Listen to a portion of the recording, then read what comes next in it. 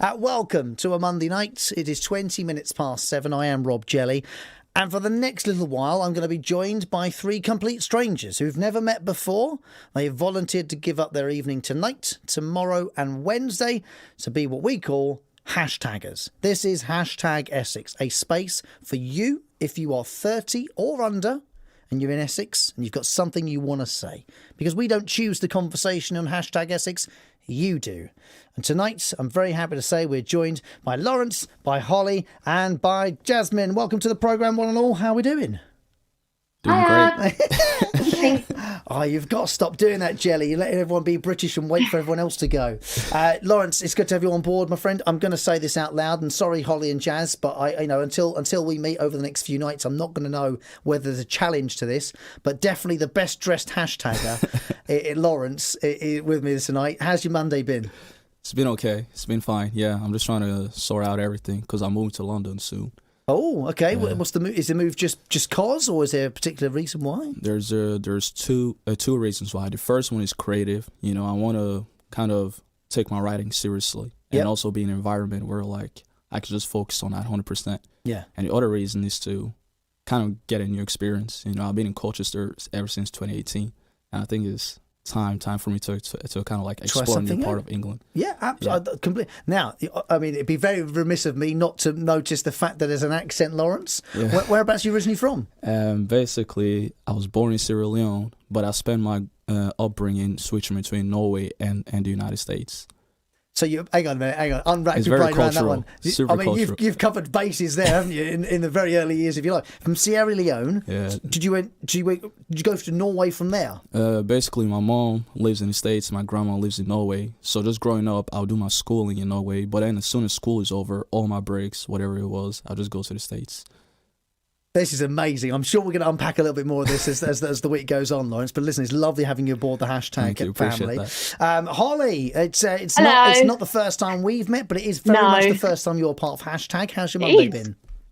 Yeah, it was all right. I mean, I've been working all day, so. What's work? Hot food counter at Sainsbury's. Rock and roll. I mean, that's the dream, isn't it? That's the dream, isn't it, Holly? I've picked up loads of overtime because obviously I'm not in school anymore, so. That's sort of my day. Is the overtime funding a summer holiday, perhaps? Funding university. That's what it's doing. Correct answer, by the way. Yes. For the record, but off the record for holiday, yeah. Yes, definitely. Yes, for that reason. Listen, it's great. Listen, Holly, thank you for being a part of it. Remind us, though, Holly, whereabouts are you based at the moment, and other than your work at the moment, where are you off to university? Canterbury University to study multimedia journalism. Yeah, so just for clarification here, what Holly's saying is she's coming from my job. So I've got about 3 years at best, and when Holly's graduated, I'm out. No, don't apologise. It's fine, Holly. It's okay. You know, you're not the only one coming from my job either, so that's all right. And Jazz, listen, it's lovely having you on the hashtag family as well. What kind of makes up most of your day? What do you spend most of your time doing? So I finished my sixth form on Saturday, so I'm looking towards university as well. Jackpot. Finished on... Hang on, I've overlooked something obvious here. You finished on Saturday? Yeah, I went to boarding school and it had like naval heritage, so I used to go to school on Saturdays. And there, right, for anyone who's moaned about having to do a full day on a Friday or something, at least you didn't have to go to school on a Saturday, all right? And I didn't finish till 6 every day. On a Saturday? Usually, yeah. But that was because of sport. Oh, okay. Now, what sport are you into? I did kayaking. I did the Devizes to Westminster race as well this year. That sounds awesome. And I can't say much about it on the radio right now, not for anything reasons other than I'm working on a project.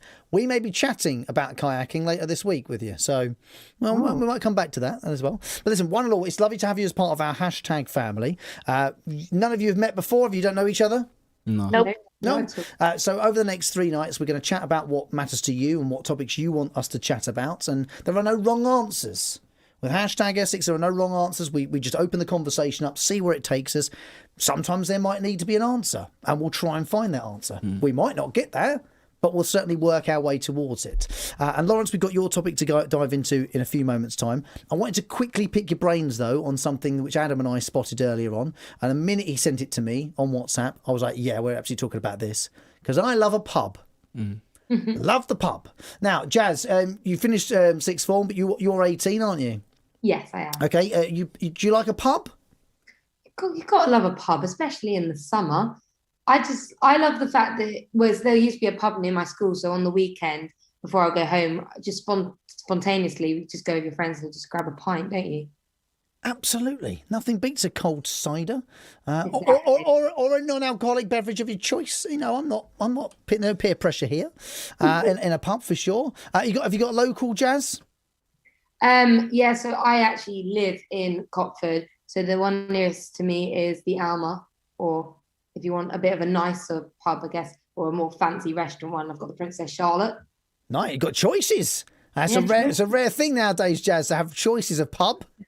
I've got quite a few. I've also got the Swan. Well, you're showing off now. You've got more than two. I've got more than two, Rob. No, but this is sort of the point, you know, in talking about this, because pubs are at their lowest numbers on record. They constantly see them closing their doors, can't keep costs down, and making money and things like that. So that's why we wanted to bring it up this evening. Holly, are you a fan of the pub? I'm also 18 and just finished sixth form. I don't. It's not really for me, I'd say. I'm That's more okay. of a like going out sort of person. Yeah, where I'm from, everyone knows each other. And so you walk into a pub and you will know at least a few people in there. It's just, it's not really my thing, to be honest. That's okay. That's all right. I've grown up in pubs. Don't get me wrong, like my parents are pub goers, big pub goers. So are you fond of the environment of a pub? Other than the ones that you maybe are in your immediate surroundings, would you say the environment of the pub is something you're fond of? Yeah, I guess so. I mean, I do so if I'm on holiday, say, and we go to Cornwall and a nice country pub by the sea, that's really nice. Maybe it's just the pubs in my local town I'm not a fan of. Fair enough. That's okay. You don't have to be. This is the beauty of the conversation. No. There's no wrong answers. You don't have to be a fan of the ones that are nearby you. That's okay. I've lived with them for 18 years. Well, exactly. And do you know what? And there'd be plenty of people, Holly, who have been living in the same area for many, many more years than 18, who do feel like, actually, you know what, the near pub to me, it's not really my bag. It's not really my scene, and I'd rather go further afield to the other one, which is a nicer pub in our opinion. So okay, your opinion is absolutely legit. It's fine. Lawrence, you a pub fan? I feel like going pub is a really UK culture type thing, and I just really experienced it, especially coming to culture. So like everybody love going pub. But to me, I haven't really been drawn into it yet. But I can see like the attraction in it, though. I can see the attraction in it. Just because there's not really a massive pub scene in America, for example. No, there's really not. It's more bars. Yeah, it's more bars. And sort of clubs than a pub in that sense. Norway, what's it like? No, not even. It's more clubs in Norway. More so clubbing. Okay. Yeah. It's like when I say the pub culture, it's like that's like UK specific. It is really heavy here. This is something that go anywhere else in the world, and the likelihood is, and I don't know how much you've all travelled, perhaps. I mean, obviously, other than life in Norway and the US, Lawrence, but whenever you go anywhere else in the world, you'll always find an Irish pub. Yeah, okay, that's so true. Which, let's be honest, is only there for the Brits. Yes. Yeah. Am I wrong in that? It's only there. Yes, absolutely. For the Brits. Yeah. You see them in the States as well. I went to LA and it was like British pub and it was just completely empty. I was literally just about to say that. Yeah, it's so true. And it's not a criticism, it's not a knockoff. I thank everyone in the world for doing it, because every now and then, like anyone from anywhere in the world, seeing a little bit of home away from home it's a sort of comfort thing. That is true. Yeah. And I imagine, Lawrence, thinking about, I'm trying to think about the Norwegian sort of stuff that you might miss. I'll say when I go to Tesco and I found like the Norwegian cheese brand. So cheese, Norway and cheese. Yeah, I know that. That's true. So for you, seeing that sort of stuff is like, it's like home, bit of home, a little bit of home in the fridge. Yeah. Nice. And I know exactly I'm going for that. And as far as like the American side of life for you, what are the things you find here that kind of make you feel like, that's a bit home? Because it's obviously when not I the do football. come across It's someone obviously not else, the football. it's just obviously not football. But I do follow UK football though. Oh, yeah, I'm a very big Liverpool fan. You've let yourself down, Lawrence. Really? we could have such a lovely American football chinwag for the next 3 nights. It'd been fine, but okay, Liverpool. But I say when I do come across someone else from the States, you know, that's when like, oh, okay, you know. So now it's like I'm not the only one here with kind of like the strange accent. Yeah, you know? Yeah. Well, none of us talk properly anyway in England anyway, so no. Even most of us are still trying to grasp the basics of English and whatnot. But okay, so from your points of view, as far as a pub is concerned, you've all got a sort of a gentle fondness of what they are and the establishments that they are. Yeah. Yes. Would you actually miss them if they all went? And let's pray that they do not, because I love a pub. And I know many people listening to BBC Essex love a pub. I know many own and run them who listen in. So thank you for what you do and being great patrons and landlords for us all. But would you actually miss it? Holly? Oh, sorry, go on, Jazz. Jazz, you go first. You're in there. Oh, listen to me, Jelly. Go on, Jazz. Sorry. I was just going to say, I think you've hit the nail on the head with the idea of culture. Like, everyone knows that in England, especially, that we have pubs, and I like the camaraderie of pub, especially like during the Jubilee, and I went to the Punch and Judy in London in Covent Garden. Everyone was trying to get in there, and everyone was talking to strangers there. They were all having a drink together. You see it with football as well, and I just love the fact that I don't know. You can go even if you don't know anyone at the pub. You can just go in and everyone's just there and having a really good time. So I would miss them if they left. Although I agree with Holly in the sense that I do prefer to go to a bar and clubs if I go out. But the fact that my local pub is just somewhere that could be a more relaxed experience and is something that I would definitely miss. I think, yeah, if you've had a good experience, you've got a pub which you're really fond of, you'll be ultimately more kind of drawn to the idea of the pub industry surviving and thriving as well. Because it'd be nice to get to a point where maybe we sort of talk about people buying up, you know, maybe previously shut pubs and reopening them again and getting them back to not necessarily glory days of the past, but maybe bringing them, you know, just doing them back up, getting the doors back open so we have choices like these things as well. But it is our responsibility as sort of patrons of the pub to go to the pub and to buy some food and buy some drink and whatnot as well. Holly, would you miss them if they all went? Yeah, I would, because like I said, I've sort of grown up with them, like 18 years, like there's about 5 or 6 pubs in my little town, and to see them go would be all really sad. Like there's been no new pubs to open up in the last 18 years. They've all been the same. You know, the Railway, the Crier, the Oaklands, I'm just shouting a few of them out. Yeah, I would, because my parents are really fond of them as well, and I've got quite good memories of like different events that have happened down there. So as much as I'm not a massive fan, it would be a shame to see them go. It would. Now, do you know what? Let's do this. We've got a small opportunity to do this tonight. If you are, if you're listening to this in a pub, I absolutely want you to phone the show tonight, or we need to have a little chinwag, okay? We can maybe do this a little bit later if you're happy to stick around. But let's shout out the locals. If you've got a really decent local you want to mention on the show tonight, open door policy.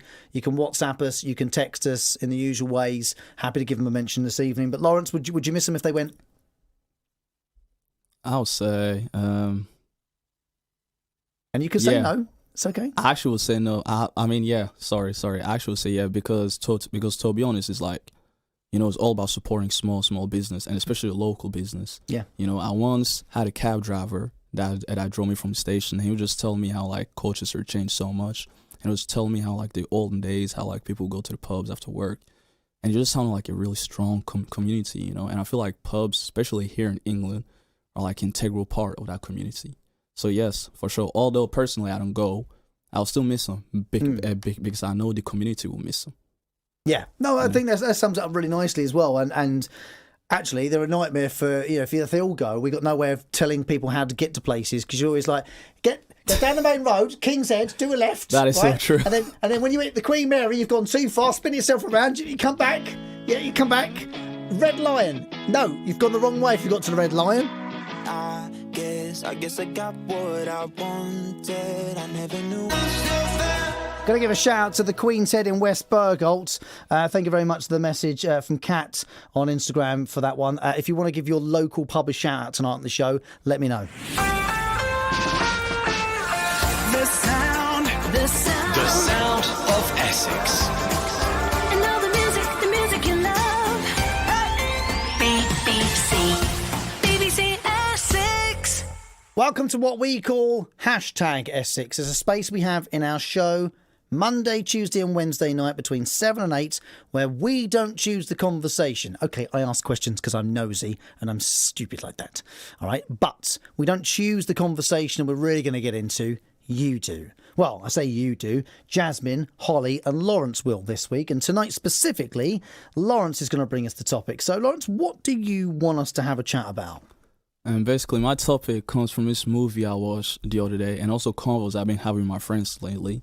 You know, and it all basically is just summarized by the fact that the older you get, you know, the more society in this world might try to kind of make you forget about that inner child. You know, it's like you forget about the things that used to make you passionate when you used to be a child. You know, you forget kind of because, you know, when you're a kid, you're very delusional by the way you think about life in the world. Yep. You feel like you can do anything, and just the way you think about life, it just sounds so fun. And the older you get, it's more like the more it becomes black and white, and everybody has to follow this one straight line, you know. So you kind of like forget like that child in you, and you forget who like you are, and that can be really hard, especially like after uni or just like that transition between like teenagehood into adulthood, and you just suddenly become this adult, and you don't even feel like an adult mentally, you know. And you just always ask yourself like, what am I doing? Am I doing it right?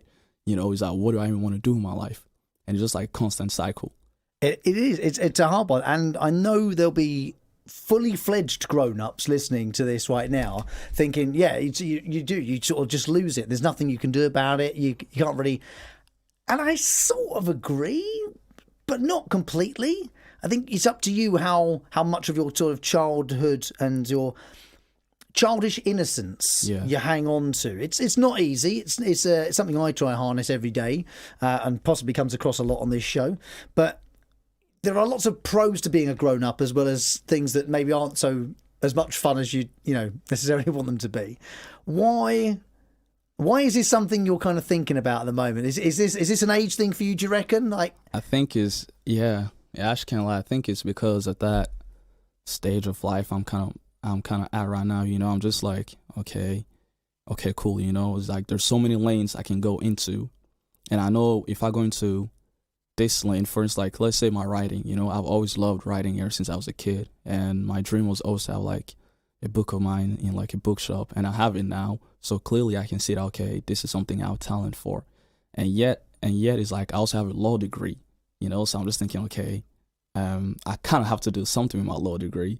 So it's just that whole like that dilemma. I'm going to ask you that. Why do you feel like you have to do something with your law degree? It's kind of because society tells you to, you know. Society tells you to always take that safe route, you know, to always take the 9-to-5 route, the route that will give you money. And this world is so revolved around money that we sometimes lose ourselves in that. And that's, for me, not necessarily what like life is about. You know, it's like your life can literally like the same way how it began unexpected. It can also end unexpected. Yeah. You know? So always like try to live it to your fullest, basically. Although like that sounds really cliche. Yeah. But you always got to do stuff that bring you joy, because money comes and goes. You know, money literally comes and goes. But that joy, that doesn't really come and go. You know? Yeah, it's either there or it's not. Yeah. So I don't want to take for granted that you may or may not know who I'm talking about here, but Bob Mortimer, do you know the name? No. Okay. Bob Mortimer is in his 60s and is a loved British comic. He's also a qualified lawyer. And he had a law job when he met his comedy partner, Jim Watt, or Vic Reeves, as most people might know. And I've recently read his autobiography. It is a brilliant read, and I thoroughly recommend you look up Bob Mortimer. I'll check it out. Certainly as someone who has a law degree who wants to be a creative as well. Like, he never dreamed of being creative for a profession, but he ended up being so and has done for the last 30 years. And I get the whole sort of sitting in your lane thing. I'm intrigued to know actually how Jazz and Holly feel about this as well. Now, Jazz and Holly, you've both said that you're both 18, you're both off to university this year, obviously very excited to be off to university to kind of go on to the next venture and push forward with the academic side of things. But as you're 18, the first question I'll ask is, do you feel like adults? Jazz? Absolutely not. I've just come out of school, and I haven't really been faced with any of the responsibilities, like having to apply for a mortgage or taxes yet. So in that sense, no. And also, me and my friends, we're quite extroverted people. So I think our inner child will always exist. And I don't know if I'll ever actually feel like an adult. We went skiing in Winnie the Pooh onesies. We like dress up in public as Rocky Horror Picture Show. So I don't think I'll ever actually feel like an adult. Holly, how about you? 18 now, but do you actually consider yourself an adult? Half and half, because I've experienced one job for an adult, which is owning my own car. And that's stressful because I have to like budget my money every week and make sure I've got like 40 quid for like petrol. And that's really hard. So I'm quite mature for my age. I've got, quite a good home life, and yeah, I do feel like a bit of an adult, to be honest. I'm an inner child at heart, but yeah. Do you think that learning the stuff, the adult things you've learned so far, like Holly, for you with the car, and Jazz, even though, like, you say, like with your mates, you're very extroverted and just like to sort of be silly and kind of live the moment and live in the kind of joy of things. But of the adult things you know about life, though, do you feel like you know anything about life? And I don't mean that disrespectfully at like 18, but like, do you feel, because... So actually, Lauren, I'll come back to Lawrence quickly. 18, do you feel like you were a grown-up? Hell no. Far from, because thing about being a grown-up is that like when you're 18, you haven't even touched 0.1% of the problems you're going to face when you become an adult, and it's not even like And how old are you now? I'm 25. So in 7 years, you've and I still don't feel like an adult, And I'm kind of glad for that too. I'm kind of glad. What would you say are the biggest things you've learned in the last 7 years? Then I would say that it is first of all, it's very like huge like thing about mental health. Especially uni. Uni can be really lonely sometimes. Although of course you have friends and stuff, but most of the times when you guys meet up, it's be due to some party or like event. But other than that, you're like mostly on your own. And then also I would say in terms of like stuff I've learned a lot of stuff, and that comes with experience too. And I feel like when you're 18, all of that's like so subjective and it depends on person to person. But like most of the time, I don't really got that much experience yet because you've been living at home up until you're 18. But when you step out to the world by yourself, you're gonna gain a lot of experience, and with that experience also comes wisdom. And that's the good thing about adult life, that I like wisdom. Yeah, absolutely. So the one thing I want to pick up actually on Holly was you said about the driving. When and this is an analogy I've certainly used a number of times when talking with either friends or family and that. But when you were learning to drive your car, what was it like the first time you ever drove on your own with no instructor with you, no one else in the passenger seat? How much of a learning curve was that very first drive on your own?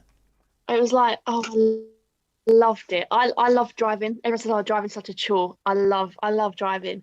And it just felt like a big freedom. Like, wow, I finally got some responsibility and some freedom away from everything else. Did you not feel like that you would suddenly, okay, now I actually have to work out how to drive on the road on my own? Like I'm solely in charge of this thing now? Not really, because I don't see it as a chore. Like, people say, I've got a driving lesson. I go, yes, I've got a driving lesson. I'm so excited. I can't wait. I think because driving's sort of always been a thing that's installed me when I was younger. Like, driving's a life skill. You've got to do it. And I've just always been really excited to do it. So. I appreciate the honesty, Holly. I really do. It's fair enough. For me, I was like, passed my driving test. Right, okay, so I now actually have to learn how to drive on the roads. Like, I've sussed out the car bit. The car bit's the easy bit. Gear from here, and there's how to reverse, how to park, all that sort of stuff. Suddenly having to drive with everyone else, that was the learning curve for me. And I often use that as an example, like being a grown-up. You can have some skills and some knowledge on how to maybe navigate adult life, but once you're out there and you're working amongst other grown-ups of all ages, of all generations, you're like, okay, now I really have to suss out how to be an actual grown-up amongst all the other grown-ups. Yeah, because I've got an adult job as well. Like, I'm in charge of like pizza and hot food on Sainsbury's counter. I mean, you could stop that sentence that you're in charge of pizza, and immediately like you're an authority on these things. I'm in charge of pizza. I'm in charge of pizza. Responsibility. Listen, I want to keep chatting about this as the evening goes on as well. But hey, big shout out today if you've actually been to a job you don't particularly like, but you still crack on with it because you know what? Bills need paying. I salute you because I get it. I know I get this. I came out of university and I had this. The reason I bring this up, hashtag tonight, Lawrence wanted to bring the topic of, I guess, trying to hold on to that childlike innocence, that amazement of life, the curiosity that you have as a child, not losing that as you become a grown-up, not falling into your lane and just doing as you're told for the next 45 years, and doing the normal thing that everyone else does. Mm. Do you see that life as a bad thing? Well, adult life. Or just like... Yeah, I mean, like falling into lane and sort of just doing a job and maybe finding someone to settle down with and maybe buying a house and having a holiday every other year and the sort of the normal expectation that I think a lot of young people might have for what being a grown-up is. Does it look like something that's maybe something you don't want? I don't find it a bad thing, I respect like everybody because at the end of the day, like life is subjective, everybody has their own versions of life. There's no one single version of life, and that's something I feel like a lot of people need to be aware of. Like there's not only one way to do life. If you're a person that likes a 9 to 5 and you want to do the 9 to 5, get the wife, get a house, all of that, that's perfectly fine, because that's your way of life and no one else can tell you otherwise. Yeah. It's just like for me personally, I'm just a really creative person, and I'm just real creative and I'm really ambitious, and a lot of stuff I'm creative about is that it's good to have that like child, like because when you're a child you kind of delusional in the way you view the world, and like I can do anything and everything. When you're creative, it's like you need to hold on to that, because most of the time if you're not careful, the world might like lessen your creativity, so I fully think it just depends on who you are and what does life look for you, because what life looks for me might not be what life looks for you, and everybody should be aware of that. It's like there's no one single way to do life. Life is what you make it and what you define it as. I like that a lot. I'm going to ask you all a question actually, and so you just all throw your answers out. It's fine. So something I picked up on what you said there, Lawrence, was there's certainly with creative people, and I don't want to just keep it limited to creative people. It might be others as well, but structure in your day, in your week, within your year. Are you a fan of life structure? Holly? Yes, I love organisation. I love having, something to do. Like, I love having a routine. If I don't have a routine, I sort of get a bit like, don't know what to do with myself. And you like lists, don't you? You have lists of things everywhere. Yeah, for uni, I've got like a meal planner. It's the only way to do it. Look, Holly, I'll tell you right now, it's the only way to avoid eating beans on toast for 3 weeks straight for every meal of the day. It's the only way. Jazz, are you a fan of routine and of structure in your day and in your week and beyond? So at my school, it was very structured. Like I did so many clubs. I had like choir on Wednesday, debate on Thursday, and I didn't absolutely enjoy. Like I loved it so much. But in terms of work-wise, nothing seems worse to me than doing the same thing every day. Like I'm a creative person as well. I want to go into film and writing, and I want it to be different every day. I don't want to be sat in an office typing numbers every day. That's not me. I like the spontaneity. I like the not knowing what might happen as well. Should work in live radio or Hot Jazz. Honestly, you never know whatever's going to happen next.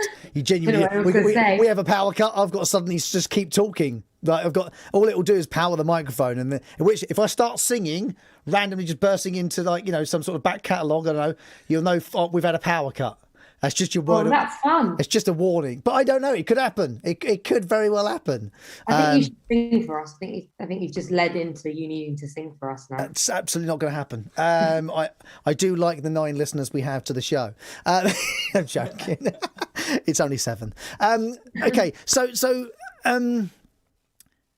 Lawrence, I get the feeling that having the conversations you've had with your friends, and the reason you brought this up tonight, that if I'm wrong, tell me. Yeah. There's almost a bit of a fear of letting the world stifle you and sort of forcing you into a box or into a lane, and you not being able to actually express yourself how you would maybe as a child, as you freely do as a 4-year-old. Like, you know, I've got a nephew who's 4, and he says what he wants to say out loud. He does not think of the consequences. He does what he wants to do regardless of the consequences, and I love that. I love that in him. As a grown-up, unfortunately, jumping off the arm of the sofa in a wrestling move, you do have to start thinking, am I going to break the sofa? Should I really do this? Is this going to hurt someone? As a 4-year-old, you don't think of that. So there's nice things about being a grown-up. You experience kind of teaches you some of the things that keep you safer. But is there a fear for you that you might lose some of that creative flair that you feel you have if you were to fit into a box? Not necessarily fear, but I think it's more so the thought of like, okay, which lane am I going to go into? You know, because like just like I told you, it's like there's a part of me, a big part of me that wants to take my writing and like my fashion seriously. Yeah. And then it's like there's the other side that's like, oh, but you're a law degree though. You know, so for me right now, what it's been, and also with my other friends, because most of them are creative, so we're kind of in the same position. It's kind of like, okay, like, are you ready to give it all and risk it all to follow your like creative dreams, or do you want to settle into that safe and stable life? You know, Good money in law, though, apparently. yeah, apparently, Could fund the clothing. that is true. You know, but it's more so like you're not gonna have that time. Especially as an up and coming lawyer, like you're gonna be working crazy hours. You're basically never off the clock, you know. So I think although like it's not really fair, it's more so okay. Like, are you ready to do this? Yeah. You know, are you ready to take that bet on yourself and follow your like creative dream, basically, or do you want to play safe? So is it that you feel like you need to make that decision? Yeah, basically. I'm just at a point where and you feel like actually you need not just to make a decision, but commit fully to it and go, right, I'm going this way, and that's the end of it. There's no changing lane. Kind of, yeah. You know, I'm kind of like at that space in my life right now where like, okay, you know what? I kind of know where like I want my, you know, one thing I always figured out is that like when you know what your purpose is in life, life is going to become easier. Living will still be hard, but like life will be easier because you know where you want your life to end. And I kind of so true. Sorry. No, sorry, he's so right what he's saying. He's so right what he's saying. Sorry, I had to cut him. It's nice to hear. It's nice to hear that you kind of feel the same way, Holly. Yeah, exactly. You're hearing it and you're just completely on board, and I get that. It makes total sense to me. Yeah, you know, and the thing is that like, so I know what my purpose is, you know, and so basically I know where like ultimately I want my life to end, and now it's all about, am I gonna strive for that purpose, or do I want to play safe and stable? You know, I can play safe and stable and get that legal job, you know, do the 9 to 5, all of that, or I can go that creative lane. And when you go that creative lane, you know, it's kind of like you're kind of like not necessarily going against the flow of society, but you're not necessarily doing what kind of like society wants to do. Because think about society is really good at putting instructions and labels and trying to give out some like manual to like things. You know, if you ask society right now, they'll tell you, oh yeah, there's a manual to happiness, and that's why so many people buy self-help books. But there's not a manual to happiness, you know, and that's also the reason why I don't really believe in self-help books, because that's one person trying to tell you, oh, this is the recipe, you know, to like happiness. But that's not what it is. Happiness is subjective. Everything in this life, everything about this life is subjective. You know, this life is honestly what you make it out to be, you know, and that's why again, it's so important for people to never lose that delusion they had as a child about this life, you know, because this life can be anything you want it to be, you know. And I don't want to trivialize what you've just said, but I feel like I'm out of a job because I could listen to you talk about it all night long. It's amazing. But I also completely hear you and understand. And I don't ever want to be in any show I do, whatever the topic might be, ever feel like I'm preaching to any one person about it or to all who are listening about it. But you know what you want to do. Yeah. You already know what you want to do. Yeah. So I just need to go for it. So But is that fear? It's always that fear of like failure at the back of your head. Is it Alice in Wonderland? I do 6 things every day. Before breakfast, I do 6 things that scare me. Mm. And it's something I've ever since I've really been old enough to understand what that meant. And it's not about asking someone to jump out and scare you around a corner first thing in the morning, but it's about pushing yourself outside your comfort zone and saying, what do I actually want? And is it going to be easy? No. Is it going to be hard? Yes. Is it going to have its ups and downs? Very much so. More downs than ups, probably. But is it worth it? Yes. That is so true, though. It took me 8 years to get this. Well, it took me 8 years to get a job paid in any sort of media circle. And it's taken me 8 years to get onto this show. That is so true. Yeah. Was it worth 16 years of my life? Yes, it was. It's the best job in the world. I get to play Lizzo in a minute and Kiss. No one else on the radio in the world tonight is going to play Lizzo into Kiss. It's true though, like when you know what you want to do, because I know exactly what I want to do, which is this essentially radio TV. Well, all right, Holly, we know you want my job, okay? Oh, sorry, but I can understand what Lawrence means. Like life just sort of feels not easy, but comfortable. Comfortable is when you feel like you know where it. you want to be, it's an easy path to see. Yeah. But it doesn't necessarily mean that's going to be the right path. God no. Doesn't mean to say it's going to be a fun path either. It might not be fun, but if you want to be an accountant, I always just wanted to go to. But I've got really close friends who do accountancy and make a lot more money than I do, and they go home at 5 o'clock and their work is left at the office. My brain never switches off. I haven't properly slept in a decade because my brain is constantly thinking of silliness that I could do on the radio. I'm exactly the same. So I want to do film and screenwriting because I love project-based things. If I have a project, I don't want to stop thinking about it. I am someone that will work until I won't sleep. I will keep working for an entire week until it's done how I want it. And also I feel like Lawrence is right. Like why live your one life doing something you don't want to do and take that secure route when it's just something you'll be miserable with? Lawrence, I'll let you pick up on that, but I will advocate sleep is brilliant. Jazz, you've got to try it. It's amazing. People don't bang on about it enough, but when you get when you get some proper sleep, it's a beautiful thing. We really should talk about sleep more often, be honest. Sorry, go on, Lawrence, you were going to say? Yeah, and just going back to what she said is that, like, what a lot of people don't realize is that although you only get granted one life, you can live many lives inside that one life. Yeah. So there's not only one way to basically do life, Yeah, exactly. And I think that's also key, is that even if you find a path that you really, truly look down and you think, that looks incredible, that is what I want to do, you don't have to do that forever. Yeah. Because how you think of it in, Holly, Jazz, you're 18, you might see something right now and be like, that is what I want to do. You might get to 35, 40 and be like, I've really enjoyed this, but I really want to do that thing over there because that looks amazing.